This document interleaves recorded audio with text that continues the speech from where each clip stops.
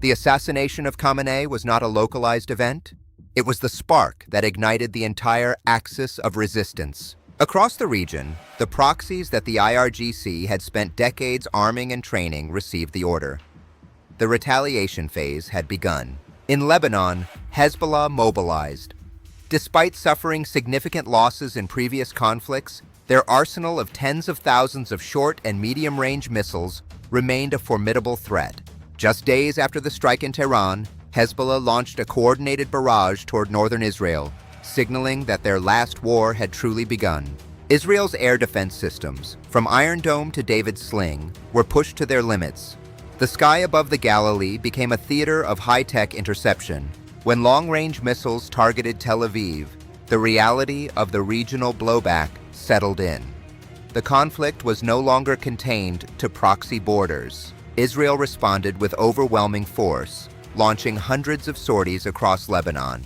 The Dahiya Doctrine was invoked, targeting infrastructure and financial networks with relentless precision. Further south, the Houthis in Yemen, long considered the most unpredictable arm of the Axis, declared their hands were on the trigger. They possessed the capability to cripple global shipping.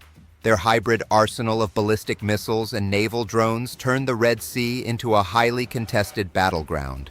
In response, the United States bolstered its naval presence. Operation Epic Fury required absolute control of the maritime domains to prevent a wider escalation. The 2026 National Defense Strategy had framed Israel as the model ally. This crisis was the ultimate test of that deep, integrated military partnership. But the escalation sent shockwaves through the Gulf states. Countries that had pursued de-escalation with Iran now found themselves caught in the crossfire. Iran's retaliatory strikes targeted not just military assets, but the critical infrastructure of U.S. allies in the region. The threat to global energy supplies was immediate. Simultaneously, a massive cyber war erupted. Iranian hackers launched devastating attacks against Israeli and American networks, attempting to paralyze command structures. The conflict highlighted a grim reality.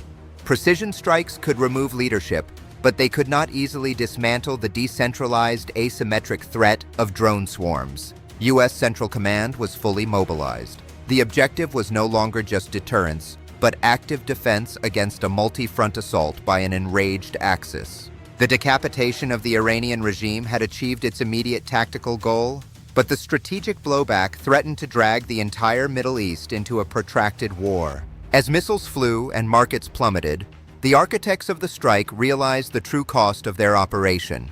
The geopolitical landscape was permanently fractured.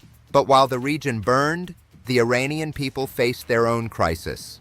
Next, we examine the internal economic collapse. Part 7. Economic Fallout.